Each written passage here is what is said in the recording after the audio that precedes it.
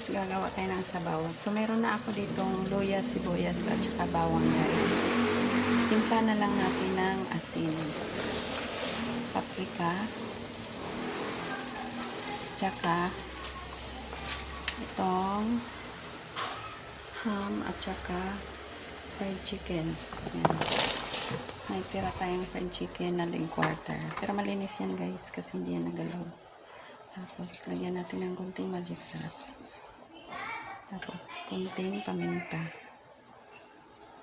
Tapos, isama na natin ang hilaw na macaroni noodles. I-pressure cook ko to siya ng 5 minutes guys. Tapos, mamaya ang timpla na lang natin ay gatas, extra salt cheese, at saka celery. So, yun na yun ang sabaw natin. By the way guys, hindi ko ginisa yung bawang sibuyas tsaka luya kasi hinahabol natin yung collagen dyan sa mga gulay. Namamatay ang collagen kapag pinrito mo siya.